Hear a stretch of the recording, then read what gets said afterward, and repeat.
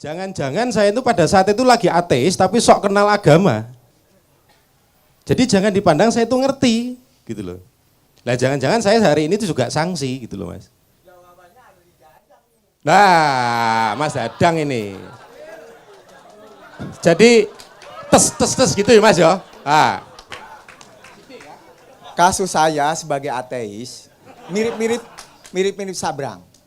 Karena bacaan saya juga sama, Cak Nun. Gini, saya itu menjadi ateis gara-gara baca Quran.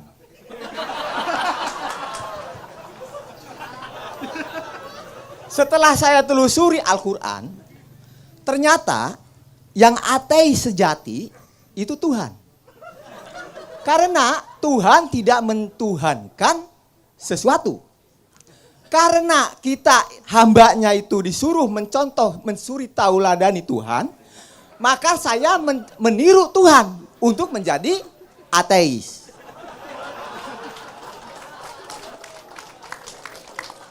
Maka dari itu, saya sebagai ateis juga punya syahadat. Syahadatnya, demi Tuhan saya ateis. Ternyata setelah saya menjadi ateis, ternyata elit-elit kita ini banyak yang ateis. Padahal beragama. Contohnya, berbagai agama mengatakan bahwa korupsi itu pasti orang melakukan korupsi pasti diketahui oleh Tuhan. Nah, menurut berita yang kasus korupsi itu rata-rata bertuhan. Nah, berarti yang beragama itu dan melakukan korupsi berarti dia tidak mengakui adanya Tuhan. Udah jelas-jelas bahwa yang diperbuat itu diketahui Tuhan. Oleh karena itu, mari kita sama-sama ateis, ya toh? Begini.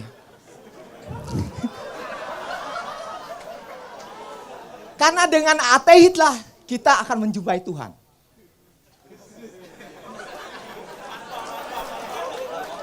Tiada Tuhan kecuali Tuhan.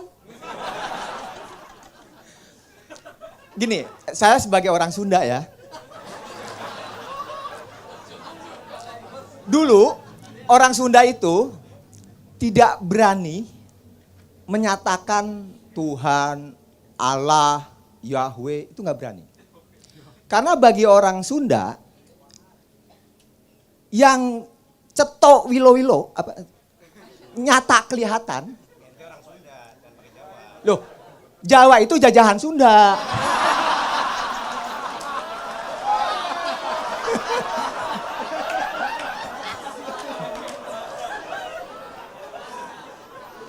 Itu yang kelihatan itu kan semesta alam. Nah, yang disebut Tuhan itu kan sebenarnya mewakili alam. Oleh karena itu, orang Sunda tewaas katanya. Tidak tega. Yang semesta alam kok bisa dijangkau. Itu nggak mungkin. Maka sampai sekarang orang Sunda itu tidak mau menyebut Tuhan. Melainkan Allah. Ya Allah. Itu pertama. Kedua,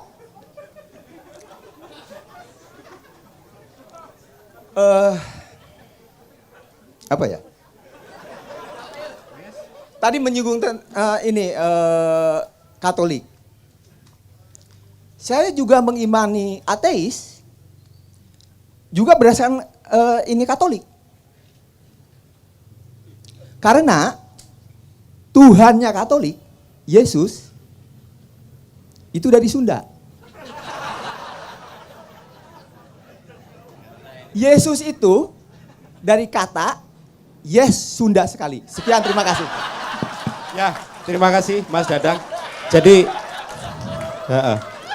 saya pikir malam ini tuh Mas Dadang itu akan memaparkan beberapa hal yang kira-kira jamaah itu hampir 14 tahun enggak ngerti. Tapi masih seputar demi Allah saya ateis, demi Allah.